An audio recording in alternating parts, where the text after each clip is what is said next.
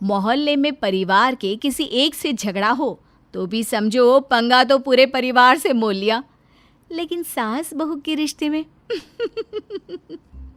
देख बहू, साफ साफ बोल रही हूँ, ये पड़ोसन से बात करने की कोई जरूरत ना है। वो कंचन कभी मेरी इतनी अच्छी सहेली हुआ करती थी, लेकिन अब मेरी सबसे बड़ी दुश्मन है, दुश्मन। हाँ माँ जी, सुना है मैंने कि कैसे मोहल्ले में जब कोई नहीं था तो सिर्फ आप दोनों का ही मकान था, लेकिन ऐसा क्या हो गया? लड़ाई किस बात की है? अरे बहुत लंबी कहानी है बेटा।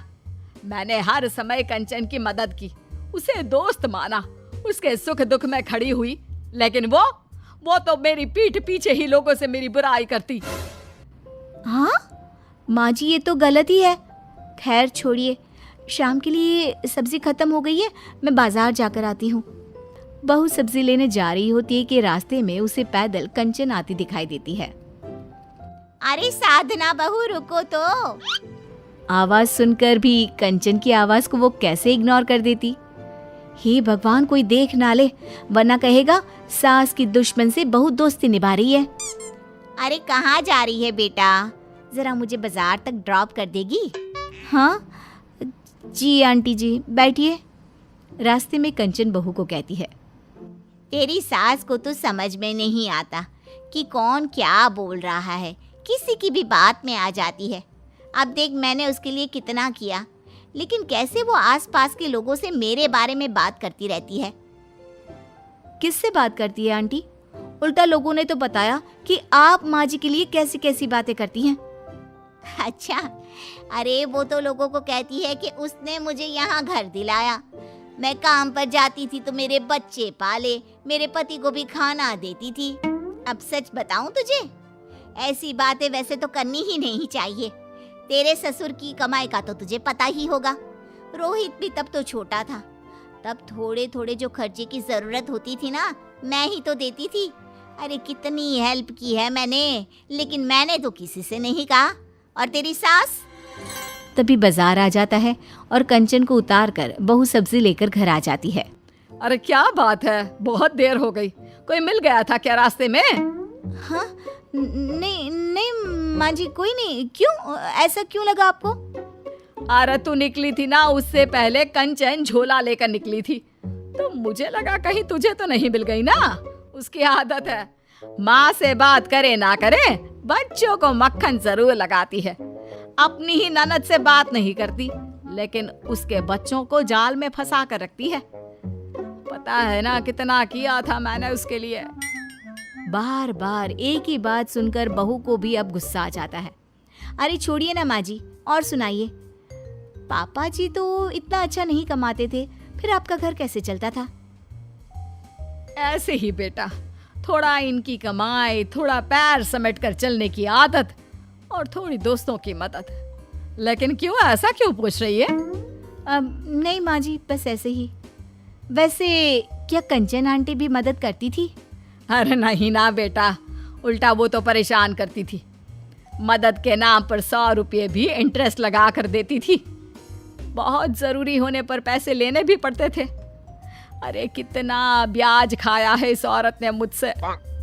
बहू को आश्चर्य होता है कि कैसे कंचन ने उसे पूरी बात तो बताई, लेकिन अधूरे तरीके से। कुछ दिनों बाद बहू के फोन पर कंचन का मैसेज आता है। कैसी है तेरी सास? वो ठीक है, मैं बात कराऊं क्या फोन करके? अरे बात करे मेरी जूती, वो तो तू एक संस्कारी घर की अच्छी लड़की है, तो मैं तुझसे बात कर लेती हूँ, वरना उससे तो मैं कभी बात ना करूँ। बहू कंचन के मैसेज का कोई जवाब नहीं देती। कुछ दिनों बाद करवा चौथ का त्योहार आता है। माँ जी, मैंने आपके लिए ये सूट लिया है, कैसा है? हाँ बहुत अच्छा है, लेकिन थोड़ा हल्का है। तेरे मायके से कोई सूट ना आया मेरे लिए? वैसे माँ जी, आप क्या दे रही हैं मुझे? सास भी तो बहू को सूट देती है ना। अब मैं क्या दूं, जो है तुम लोगों का ही तो है। बहू आस पड़ोस में ये बात बता देती है। बहू पड़ोस की सहेली से कहती है, यार मेरी सास ने तो एक सूट नहीं दिया करवा चौथ में, कह रही थी जो है तुम लोगों का ही तो है। लेने के वक्त तो खड़ी हो जाती है और देने के वक्त किसी तरह ये बात कंचन के कान तक पहुंच जाती है। उसी शाम कंचन उन लोगों के घर आती है। सास खिड़की में से बाहर खड़ी कंचन को देख लेती है। बहू, अरे बहू, देख तो कंचन क्यों आई है। मैंने कहा था ना माफी मांगने आई होगी। मना कर देना, कह देना सास नहीं है घर पर, या कह देना कि मैं जब बुलाऊं तब आ जाए बाद में। अरे जा ना, दरवाजा खोल कर देख तो। बहू दरवाजा खोलती है। नमस्ते आंटी, कैसी हैं आप? आइए, मैं माँ जी को बुलाती हूँ। माँ जी? तेरी माँ जी से मिले मेरी जूती। ये ले बहू, करवा चौथ है ना, तेरे लिए सूट लाई हूँ। तेरी सास तो एक नंबर की कंजूस है। रख ले बेटा, रख ले। बहू क्या करती? मना करती तो मोहल्लेदारी खराब, ना मना करती तो सास का मुंह सड़ जाता। बहू सूट लेकर अंदर आ जाती है। थोड़ी देर बाद सास सज धज कर कमरे में आती है। बोल कंचन, कैसे आना हुआ? उतर गई सारी हेकड़ी। माँ जी, वो आपसे मिलने नहीं बल्कि मेरे लिए करवा चौथ का सूट लेकर आई थी। देखिए कितना प्यारा सूट है ना। तेरे लिए सूट कंचन लाई थी? क्यों भला? जा वापस कर दे उसे। और मुझसे तो मिली नहीं वो, और मेरी बहू को सूट देने आई। माँ जी कितनी अच्छी है वो, हमेशा फिट रहती हैं। आपकी कितनी मदद की है। और तो और देखिए, आपने सूट नहीं दिया लेकिन उन्होंने दिया। ये होती है केयर। वाह बहू, आज सास ने सूट नहीं दिया तो सूट वाली कंचन भी तुझे अच्छी लग गई। देखिए माँ जी, मोहल्ले में किससे निभाना है रिश्ता, किससे नहीं, वो तो मैं अपने तरीके से देखूंगी ना। अब आप सबसे लड़ती रहेंगी तो मैं थोड़ी ना सबसे रिश्ते खराब करूंगी। मैं सास हूँ तेरी, सोच ले। आपने सोचा कि मैं बहू हूँ, वो तो भला हो कंचन आंटी का। सास को बहू की बात का बहुत बुरा लगता है। वो शांत हो जाती है और बहू से बात करना बंद कर देती है। फिर एक रोज कंचन अपने पति से कहती है, वो सरला है ना, मैंने उसके घर पर झगड़ा लगा दिया है। यहीं बैठे बैठ अब उसकी बहू उससे ज्यादा मुझसे बात करती है। लो लो लो, फोन भी आ गया उसकी बहू का। अच्छा, देखो क्या बोल रही है। कंचन आंटी, मुझे ना चक्कर आ रहा है, मैं आपके घर आ जाती हूँ। आप प्लीज मेरा लंच बना दीजिए ना आज। अरे रुक रुक, मैं तो ना शॉपिंग के लिए निकल रही हूँ। मैं कैसे? पर आंटी, मुझे तो डॉक्टर के पास भी जाना पड़ सकता है। ये है नहीं, और मम्मी को मैं ले जाना नहीं चाहती हूँ। हेलो हेलो बहू, हेलो, आवाज नहीं आ रही है। Hello hello hello. Kanchan phone काटना भूल जाती है और पति से कहती है, अरे गले पड़ रही थी उसकी बहू। मैंने तो साफ बोल दिया कि मैं घर पर ही नहीं हूँ। सास बहू के झगड़े में मैं क्या करूँ? बेड़ी आई, आंटी मेरे लिए खाना बना दो। बहू कंचन की बात सुनकर रोने लगती है। तभी सामने सास खड़ी होती है। बहू, अपने अपने ही होते हैं। ये बाहरी लोग सिर्फ लड़ाई करवा सकते हैं, ख्याल नहीं रख सकते। तेरे सर पर तेल लगा देती हूँ, आराम मिल जाएगा। और मैंने खिचड़ी भी बना दी है, चल खाते हैं। माँ जी, मुझे माफ कर दीजिए, मैं कंचन आंटी का कभी मुंह भी नहीं देखूंगी। बड़ी आई और उसका सूट भी ना उसके मुंह पर मार कर आऊंगी। ठीक है बहू। सुषमा ने अपने बेटे सुभाष की शादी कामिनी नाम की लड़की से कर दी और कामिनी सुषमा ताई के घर बहू बनकर आ गई। आओ आओ बहू, तुम्हारा स्वागत है। भगवान करे तुम्हारे शुभ कदम मेरे घर को धन दौलत से भर दे। तभी सुषमा के पति आलोक ने कहा, भगवान, घर में खुशी, अपनेपन और सुख शांति नाम की भी कोई चीज होती है, जरा उसका भी आशीर्वाद दे दो बहू को। सुषमा चिढ़ते हुए बोली, अजी छोड़िए, आज के समय में पैसा हो तो ये सब कुछ अपने आप ही आ जाता है। पैसों से सब कुछ खरीदा जा सकता है, ये बात भला आपको कहाँ समझ आएगी। तभी दरवाजे पे खड़े दीपक, उनके बेटे ने कहा, ओहो माँ, बाबूजी, अब हम दोनों को अंदर भी आने दोगे या मुझे यहीं से कल ऑफिस जाना पड़ेगा? अरे हाँ बहू, अंदर आ अंदर आ। और दूसरे दिन जब सुषमा का बेटा दीपक ऑफिस जाता है तब सुषमा कामिनी के कमरे में जाती है। अरे बहू, अभी तक बिस्तर पर लेटी है। तेरी तबीयत तो ठीक है ना? हाँ हाँ माँ जी, मैं बिल्कुल ठीक हूँ। ला बहू, मैं तेरे सूटकेस का सारा सामान अलमारी में रख देती हूँ।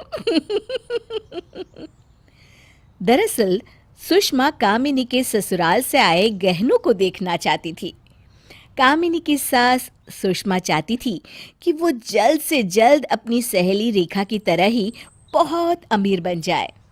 सुषमा ने सूटकेस खोला और देखा कि कामिनी के सूटकेस में ताश की गड्डी है। सुषमा ने हैरानी से पूछा, बहू, ये क्या है? कामिनी घबरा कर बोली, माँ जी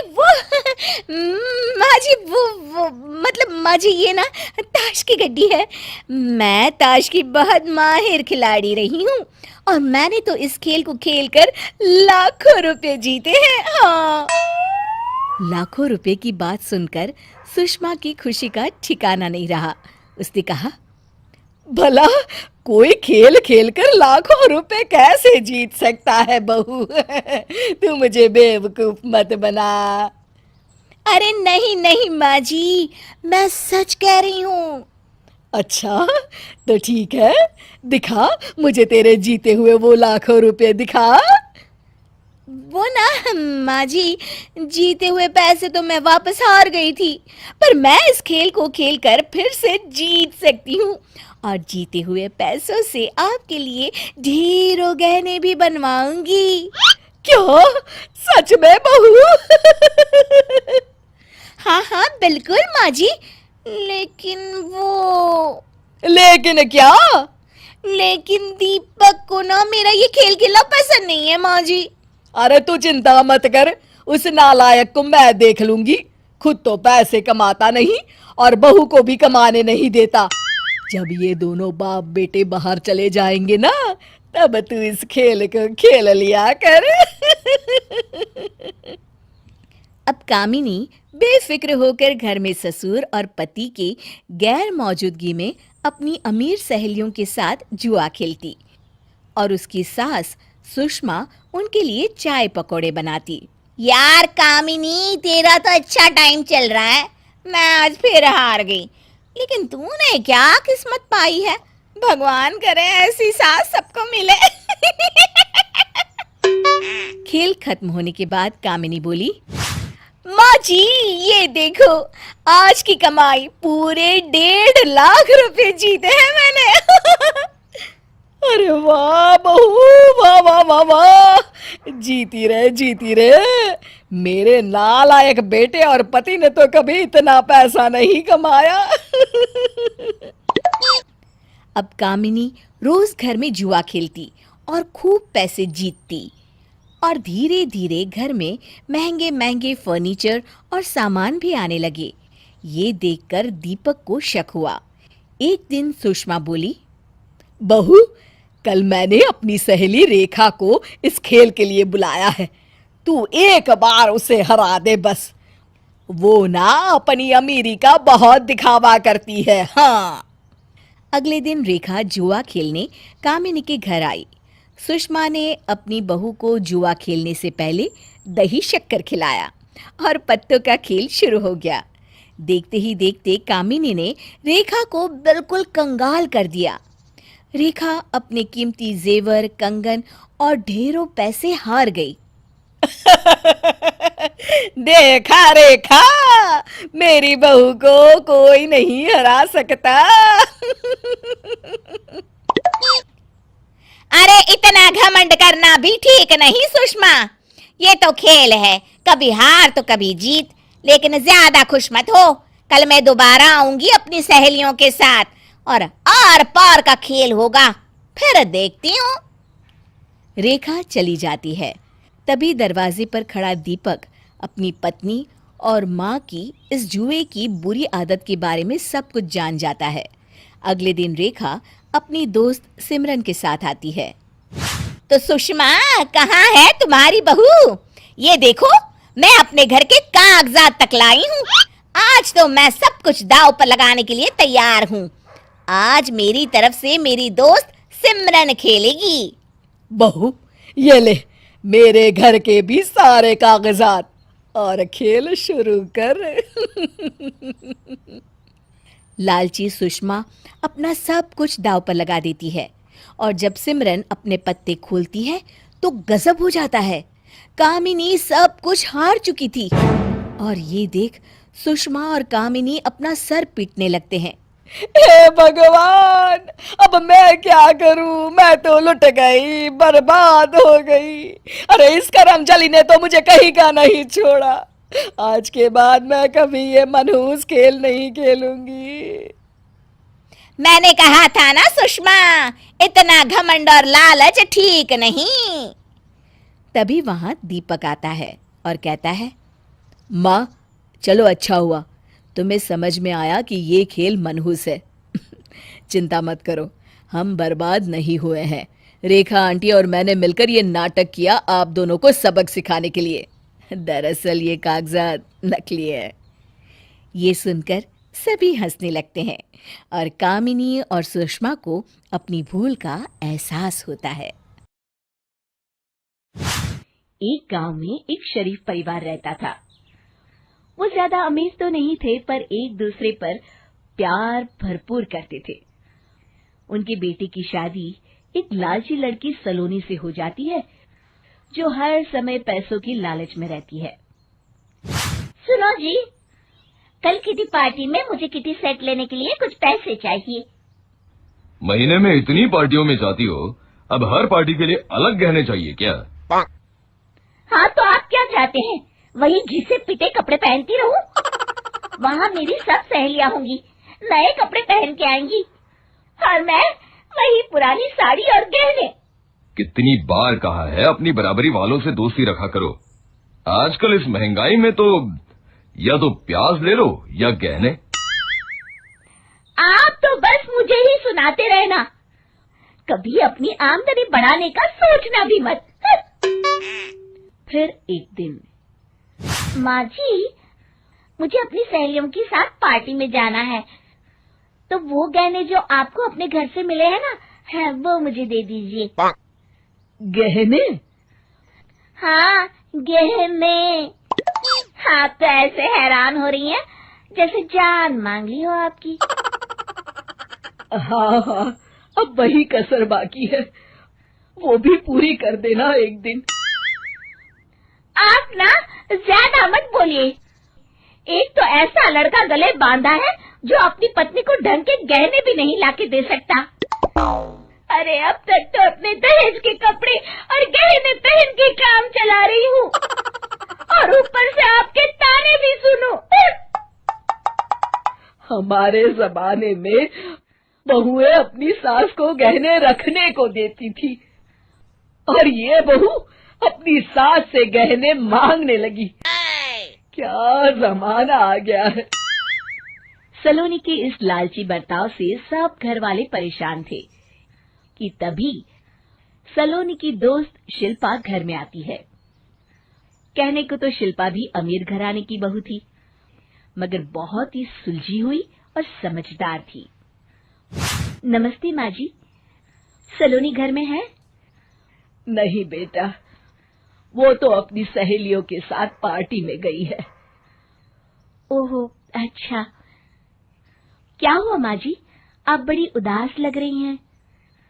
क्या बताऊं बेटा, सलोनी के नखरे दिन ब दिन बढ़ते ही जा रहे हैं। नखरे?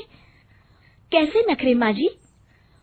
बस यही, कभी नए गहने चाहिए, कभी नए कपड़े। अब तू तो घर के हालात जानती है ना, मुश्किल से मुकुल कमा के लाता है और ये सब इधर उधर ऐसे ही उड़ा देती है। घर में तो कोई ध्यान ही नहीं है इसका। अरे तू ही बता, ज्यादा जरूरी क्या है, रोटी या फिर ये सब दिखावट का सामान है?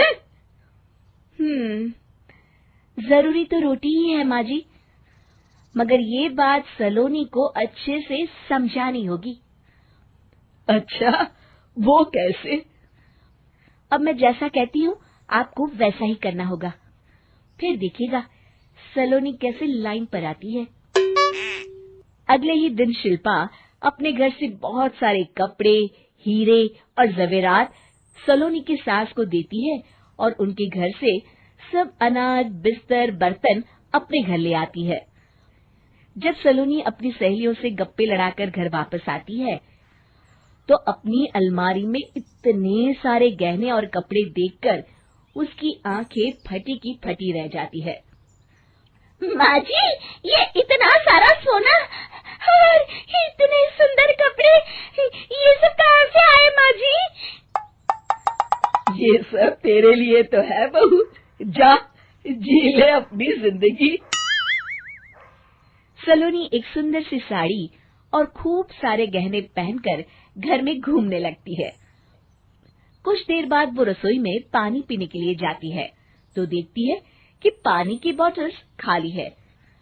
इतना ही नहीं, घर के राशन की जगह बर्तनों में सोना और चांदी भरा हुआ है।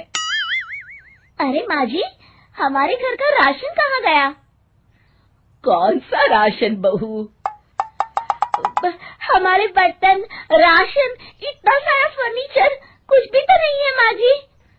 अरे बहू, कितनी भोली है तू। मैंने सब बेच दिया और तेरे गहने ले लिए। अब जितने चाहिए उतने पहन, बदल बदल के पहन और बता अपनी सहेलियों को कि कितनी अमीर है तू। मगर माँ जी, जिंदा रहने के लिए तो अनाज खाना पड़ेगा ना। इतने में ही शिल्पा उनके घर आ जाती है। तो जब ये बात माँ जी तुझे समझा रही थी तो तेरी अकल क्या घास चने को निकली थी? देख सलोनी, अपनी इच्छाएं किसी और पे थोपना अच्छी बात नहीं है। और अगर तुझे लगता है कि मुकुल की तनख्वाह में तेरा गुजारा नहीं चलता तो खुद काम करना चालू कर दे। इससे पैसे भी आ जाएंगी और तेरी जरूरतों का खर्चा भी निकल जाएगा। सलोनी को अपनी गलती का एहसास होता है। तुम सही कह रही हो शिल्पा। और सासू माँ, मुझे माफ कर दीजिए। मुझे आपके प्यार को पैसे से नहीं तोलना चाहिए था और आपकी भावनाओं की कदर करनी चाहिए थी। माफी की तो कोई बात नहीं है बहू। अब सोना ही पका और सोना ही खा। ये बोलकर दोनों आपस में हंसने लगती हैं। शिक्षा, हमें अपनों के प्यार को पैसों में नहीं तोलना चाहिए और जितना भी है उतने में ही खुश रहना चाहिए। पिताजी, जल्दी चलिए वरना मैं आज स्कूल में देरी से पहुंचूंगा। मेरी टीचर बहुत गुस्सा करती है। हाँ बेटा, अभी चलते हैं, बस 2 मिनट रुको। तभी रमेश की पत्नी कमरे से बाहर आती है और रमेश से कहती हैं, सुनिए जी, आज शाम को आप ऑफिस से जरा जल्दी घर आ जाइएगा। याद है ना, आज आपको मुझे शॉपिंग कराने के लिए लेकर जाना है। अरे भाग्यवान, इस महीने हाथ जरा तंग है। मेरी मानो तो शॉपिंग का विचार कुछ दिनों के लिए अपने दिमाग से निकाल ही दो। मैं तुम्हें अगले महीने पक्का शॉपिंग कराने ले जाऊंगा। अभी मुझे चलना चाहिए वरना राजू को स्कूल पहुंचने में देर हो जाएगी। देखिए जी, अब आपके ये बहाने पुराने हो चुके हैं। मैं कुछ नहीं जानती। आज शाम को मुझे शॉपिंग करने जाना है, मतलब जाना है। आगे आपकी मर्जी। अच्छा ठीक है भाग्यवान, अब तुम पूरा घर सर पर मत उठाओ, मैं कुछ करता हूँ। इतना कहकर रमेश अपने बेटे राजू को लेकर वहां से चला जाता है। घर से निकलने के लिए रमेश जैसे ही अपनी मोटरसाइकिल शुरू करता है तभी उसकी माँ उसे आवाज देकर कहती है, अरे रमेश, आज शाम को मुझे कुछ पैसे दे देना। याद है ना, मैंने तुझसे कहा था कि मुझे मंदिर में चढ़ावा चढ़ाना है। अरे माँ, मेरी तनख्वाह आने में अभी 10 दिन बचे हैं। अभी मेरे पास बिल्कुल पैसे नहीं है। हाँ, मेरी तनख्वाह मिलते ही मैं तुम्हें पैसे दे दूंगा। रमेश की माँ चिढ़कर कहती हैं, अरे तेरा दिमाग तो खराब नहीं हो गया? मैंने तेरे भरोसे मंदिर के पुजारी जी से वादा कर दिया है और तू कह रहा है कि पैसे नहीं है। अब मैं पुजारी जी को क्या जवाब दूंगी? तुझे तो मेरी इज्जत की भी कुछ परवाह नहीं है। अच्छा ठीक है माँ, अब तुम गुस्सा मत करो, मैं शाम तक कुछ इंतजाम करता हूँ। इतना कहकर रमेश वहां से चला जाता है। फिर दोपहर को जब रमेश अपने दफ्तर में बैठा होता है, तब उसे अपनी पत्नी और माँ की बातें याद आती हैं। रमेश अपने दफ्तर के एक साथी मोहन से कुछ रुपए उधार मांगता है। अरे भाई मोहन, मेरा एक छोटा सा काम कर दो, मुझे कुछ रुपयों की सख्त जरूरत है। मुझे कुछ दिनों के लिए क्या तुम रुपए उधार दे सकते हो? अरे रमेश भाई, मैं तुम्हें पैसे उधार तो दे सकता हूँ, लेकिन मुझे वक्त पर पैसे लौटा देना। वैसे भी मेरा मानना है कि दोस्ती यारी में कभी पैसों का व्यवहार नहीं करना चाहिए। ये कहावत तो तुमने सुनी ही होगी कि उधार प्रेम की कैंची है। मैं नहीं चाहता कि पैसों को लेकर हमारा रिश्ता खराब हो। अरे मोहन, तुम बिल्कुल चिंता मत करो, मैं तुम्हारे पैसे वक्त पर लौटा दूंगा। फिर मोहन रमेश को पैसे दे देता है। शाम को घर आकर रमेश कुछ पैसे अपनी माँ को देता है और साथ ही अपनी पत्नी को भी शॉपिंग कराने बाजार लेकर जाता है। रमेश की पत्नी और उसकी माँ का स्वभाव जरूरत से ज्यादा खर्चीला होने के कारण दोनों हमेशा बेवजह पैसे खर्च करती हैं। फिर एक दिन, सुनिए जी, अगले हफ्ते हमने छुट्टियों में कहीं बाहर जाने का प्लान बनाया था, आपने पैसों का इंतजाम कर लिया ना? अरे अभी कहाँ, अभी तो मेरे पास बिल्कुल पैसे नहीं है, हम कभी और चले जाएंगे। देखिए जी, मैंने सभी सहेलियों से कह दिया है कि मैं बाहर घूमने जा रही हूँ। अगर मैं नहीं गई तो सब मुझ पर हंसेंगी। आप कहीं से भी पैसों का इंतजाम कीजिए जी। इतना कहकर रमेश की पत्नी वहां से चली जाती है। वहीं दूसरी तरफ रमेश की माँ भी तीर्थ यात्रा जाने की जिद करती है और रमेश से पैसे मांगती है। फिर अगले दिन रमेश एक सेठ से पैसे उधार लेकर अपनी पत्नी और बेटे को घुमाने ले जाता है और अपनी माँ को भी तीर्थ यात्रा पर भेज देता है। लेकिन जैसे ही रमेश अपनी छुट्टियां बिताकर वापस आता है, कर्जदार उसका जीना मुश्किल कर देते हैं। इतना ज्यादा कर्ज एक साथ अपने ऊपर देख रमेश काफी परेशान रहने लगता है। फिर एक दिन राजू की स्कूल की फीस वक्त पर न भर पाने के कारण रमेश को स्कूल में बुलाया जाता है। स्कूल के प्रिंसिपल साहब रमेश को सख्त हिदायत देते हैं कि अगर वक्त पर स्कूल की फीस नहीं भरी गई तो उनके बेटे का नाम स्कूल से काट दिया जाएगा। अपने बेटे की स्कूल की फीस भरने के लिए रमेश अपने दोस्त गिरधारी से कुछ पैसे उधार ले लेता है और स्कूल की फीस भर देता है। रमेश की माँ और उसकी पत्नी खर्चे और घर की जिम्मेदारी संभालते संभालते धीरे धीरे रमेश पूरी तरह कर्ज में डूब जाता है। और तभी एक दिन दफ्तर में काम करते समय रमेश की तबीयत अचानक बिगड़ जाती है और वो बेहोश होकर गिर पड़ता है। उसे जल्दी से पास के एक अस्पताल में भर्ती कराया जाता है। रमेश के घर वालों को ये बात पता चल जाती है तो वे सभी अस्पताल पहुंचते हैं। अस्पताल के डॉक्टर साहब उन्हें बताते हैं, देखिए, देर रात तक जागने और जरूरत से ज्यादा काम करने की वजह से इन्हें चक्कर आ गया था। बेहतर यही होगा कि इन्हें कुछ दिनों के लिए पूरी तरह आराम करने दिया जाए। रमेश की हालत देखकर उसके बेटे राजू को बहुत गुस्सा आता है और वो अपनी दादी और माँ से कहता है, माँ, दादी, मैं इतना छोटा हूँ, फिर भी मैं इतना समझता हूँ कि पिताजी दिन रात दफ्तर में काम करके पैसे कमाते हैं। पिताजी अकेला पूरा घर संभालते हैं और आप दोनों अपने फिजूल के खर्चों के लिए उन पर दबाव डालते रहते हैं। आज पिताजी की हालत के जिम्मेदार तो आप दोनों हैं। राजू की समझदारी भरी बातें सुनकर रमेश की माँ और पत्नी को अपनी गलती का एहसास होता है और दोनों की आंखों में आंसू आ जाते हैं। फिर कुछ दिनों के बाद रमेश की तबीयत एकदम अच्छी हो जाती है और वो पहले की तरह अपने काम पर जाने लगता है। रमेश की माँ और पत्नी अब उसे किसी प्रकार की कोई तकलीफ नहीं देते और ना ही उससे किसी चीज की मांग करते हैं। फिर देखते ही देखते रमेश अपने कर्ज के सारे पैसे चुका देता है। उसकी जिंदगी पहले की तरह अच्छी हो जाती है और वो अपने परिवार के साथ खुशी खुशी रहने लगता है। शिक्षा, हमारे रिश्ते एक तराजू की तरह होते हैं जिसकी दोनों ओर जिम्मेदारी और समझदारी का वजन बराबर होना चाहिए। नेहा अपने मायके से कुछ दिन बिताकर ससुराल आती है। आ गई महारानी, आराम फरमा के। अरे तेरी माँ ने कुछ दिया भी है या यूं ही खाली हाथ भेज दिया? माँ ने तो बहुत कहा था माँ जी, मैं ही कुछ लेकर नहीं आई। क्यों?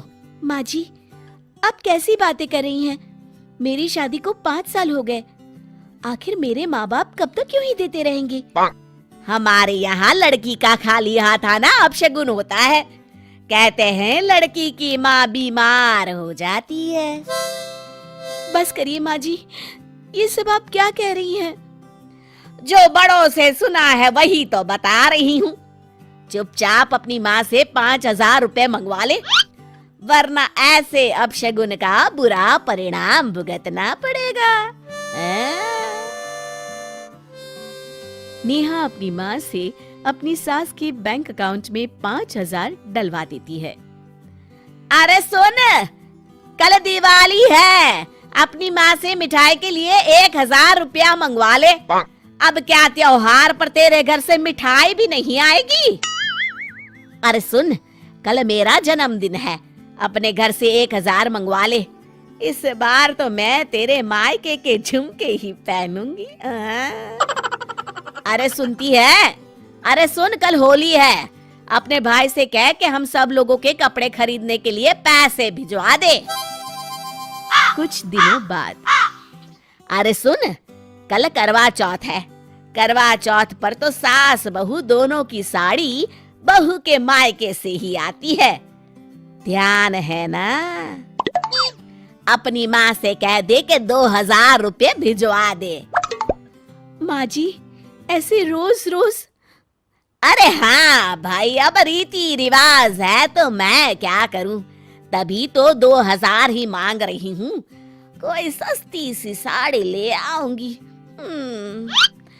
भाई तेरा करवा चौथ तभी सफल होगा जब तेरे मायके से पैसे आएंगे। नेहा रोती हुई वहां से चली जाती है। रमा आए दिन ऐसे कोई ना कोई बहाना बनाकर नेहा के माँ बाप से पैसे मंगवाती रहती है। देखो राहुल, आज फिर माँ जी ने मेरे घर से पैसे मंगवाए। कुछ जरूरी रिवाज होगा तभी माँ ने मंगवाए होंगे। राहुल, आप भी?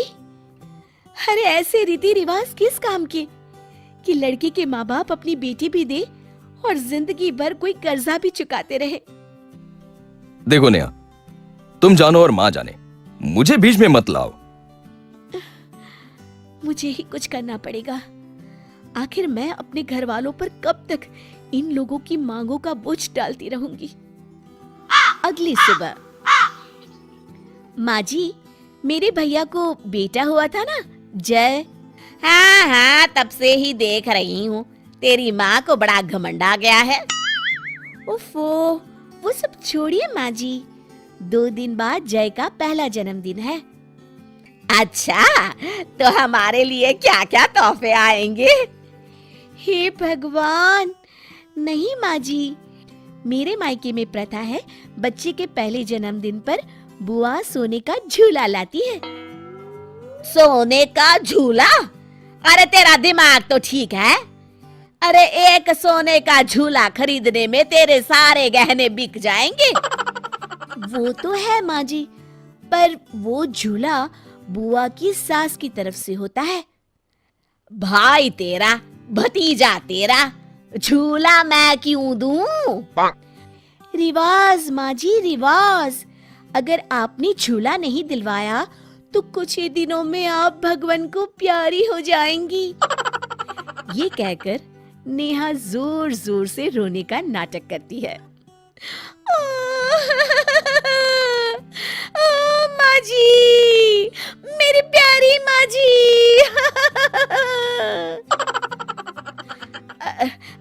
क्या पागल हो गई है?